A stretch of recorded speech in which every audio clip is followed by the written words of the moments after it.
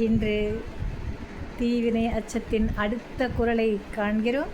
அதற்கு முன்னால் என்னுடைய சிரம் தாழ்ந்த வணக்கம் உங்களுக்காக ஏற்றுக்கொள்ளுங்கள். சரியா? இன்னைக்கு தீவினை அச்சத்தின் 4வது குரலை நாம் பார்க்கலாம். குரலுக்கு போகலாமா? மறந்தும் பிறன் கேடு சூழற்க சூழின் அறம் சூழும் சூழ்ந்தவன் கேடு. மறந்தும் பிறன் கேடு சூழற்க சூழின் அறம் சூழும் சூழ்ந்தவன் கேடு. இதுக்கு தான் தீவினை அச்சம். தீய செயல்களை செய்வதற்கு நீ அச்சப்படு.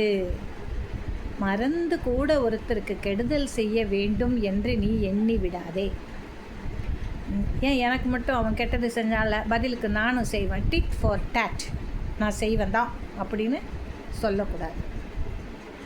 அதுதான் அறிவு கெட்ட முண்டம்.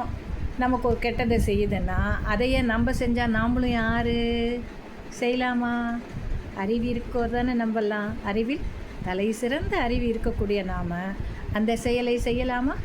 சிந்தித்து கூட பார்க்கக்கூடாது. அதைத்தான் வள்ளுவர் இந்த குரலில் வலியுறுத்துகிறார், அழுத்தமாக சொல்கிறாரு.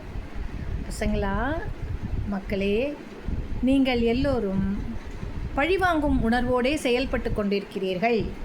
அது தவறு. என்னை இன்றைக்கி ஒருத்தன் அடித்தா நாளைக்கு அவனுக்கு எப்படி அடிக்கிறது, எந்த இடத்துல வச்சு அடிக்கலாம், எப்படி அடித்தா அவனுக்கு வலிக்கும் அப்படிங்கிறதெல்லாம் இந்த மூளை பரன்னு வேலை செய்து இல்லையா?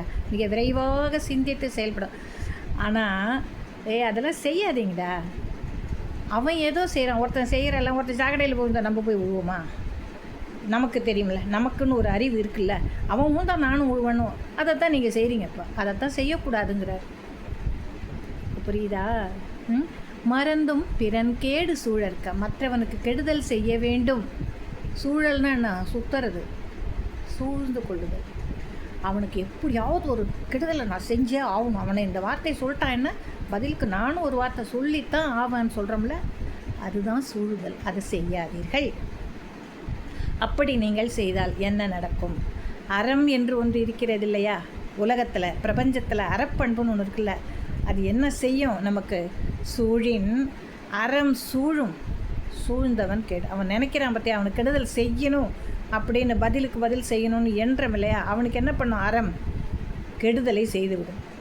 நீ நல்லவனாக இருந்தால் கூட பதிலுக்கு பதில் செய்யணும்னு பழிவாங்கும் உணர்வோடு செயல்பட்டால் மேலே இருக்கக்கூடிய அறக்கடவுள் என்ன பண்ணும்? உனக்கு அந்த கெடுதலை கொடுத்துரும்.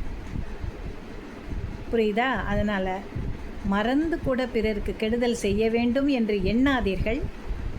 அப்படி எண்ணி நாம் செயல்பட்டால் அந்த தீவினையானது நமக்கே திரும்பவும் வந்துவிடும். சொந்த காசில் சூனியம் வச்சுக்காத அப்படின்னு அழகாக சொல்லியிருக்காரு. நாளை அடுத்த குரலில் மீண்டும் உங்களை சந்திக்க வருவேன். நன்றியுடன் விடைபெறுகிறேன். இன்று